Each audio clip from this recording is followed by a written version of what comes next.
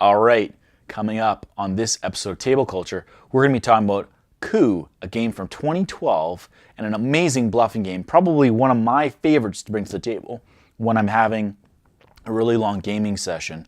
But you're going to want to check it out to see why I love it so much.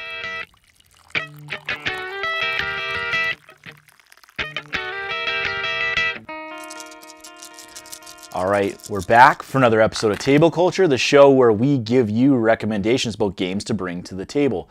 Today we're talking about a game from 2012. It's called Coup. It's been designed by Riki Tata, also responsible for Coup Rebellion GS54, The Chameleon, Complots, which apparently replaces this, but I don't know if that's true, and Gooseberry.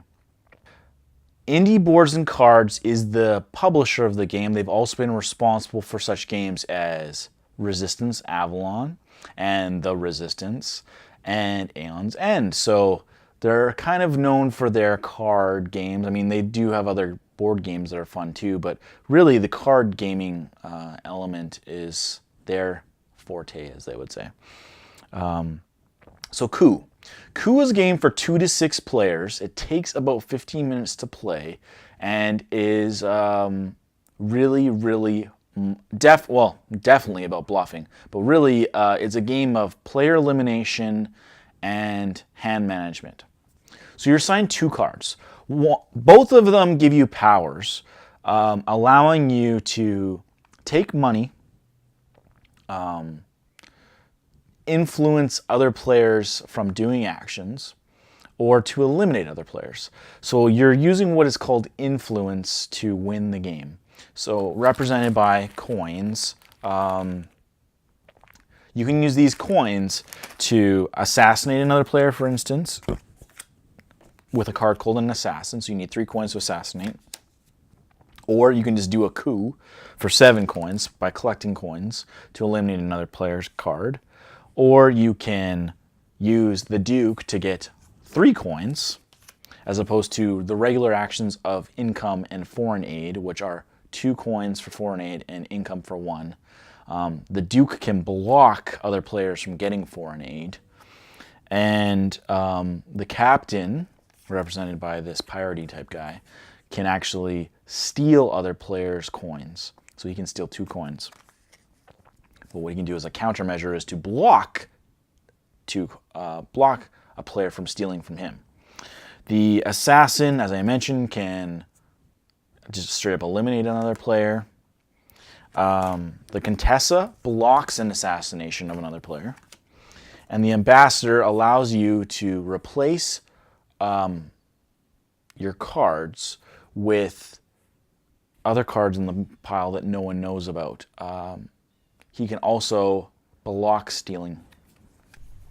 So every character gets a reference sheet here that shows you what the character's action is, as well as the effect and counteractions they have. So as I mentioned, some characters are going to be able to respond to other actions. So for instance, the Duke can block foreign aid, which is a normal action you can take of getting 2 coins. If you claim to have the Duke, you can actually stop someone from doing a foreign aid action if they accept that you are who you say you are.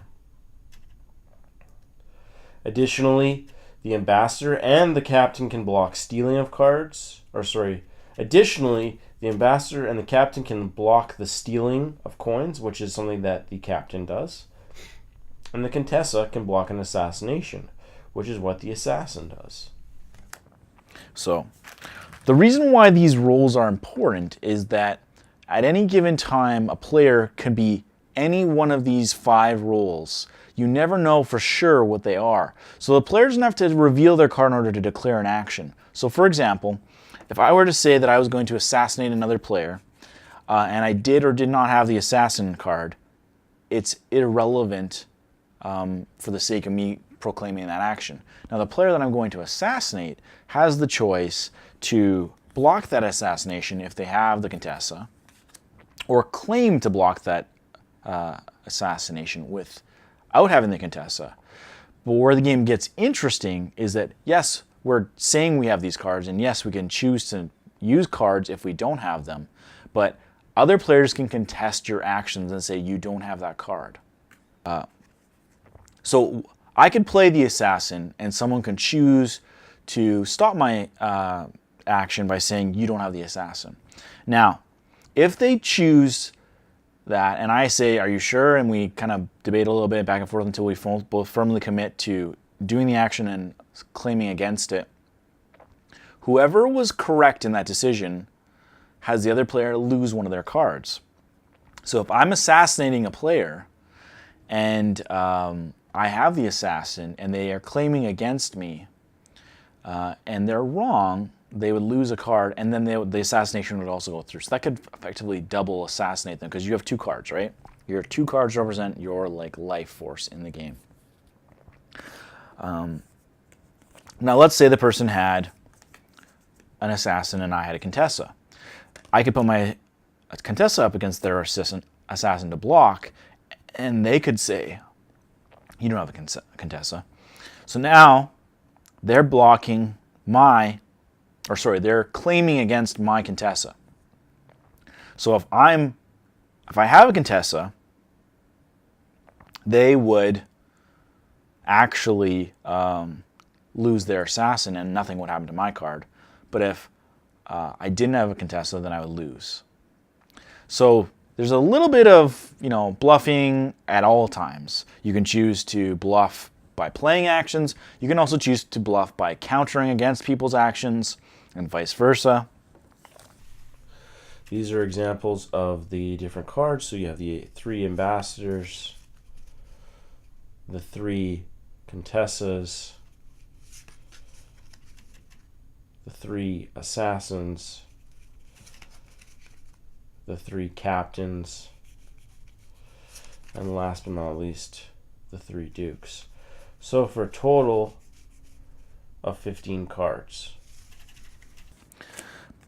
But where the game really sings is as people learn how the game works, you start to think, does that person really have this card? Do they? So people can play straight up or they can lie the whole time, but you never really know for sure if the person's telling the truth or if they're lying. And it ultimately becomes a game of playing the players as opposed to playing your cards. As I mentioned, it only takes about 15 minutes to play this game, so it's really fun to play in between big game sessions or to play it a bunch of times in a row, or if you're going to play a bunch of other small micro games, like say you're going to play Star Realms, or you're going to play Telestrations, or you're going to play Code Names. This game fits in really nicely with that mix.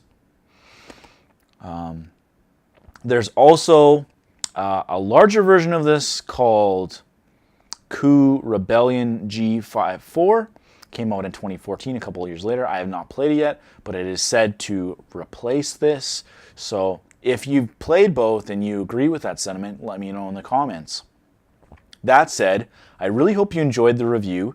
Thanks for taking the time to watch Table Culture. I hope that you get a chance to bring Coup to the table. It is a really fun game. And subscribe to the channel if you haven't already. Hit the bell for notifications. Like the video, share the video, and come back next time for more Table Culture reviews. Thanks for watching, and we'll catch you on the next round.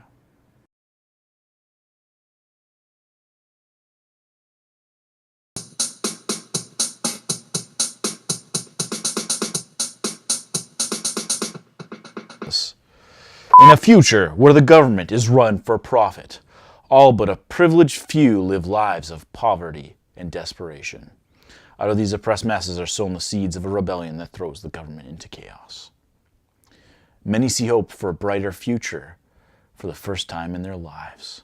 Others see opportunity for absolute power. Only one can survive. To take command, you must destroy the influence of your rivals and drive them into exile.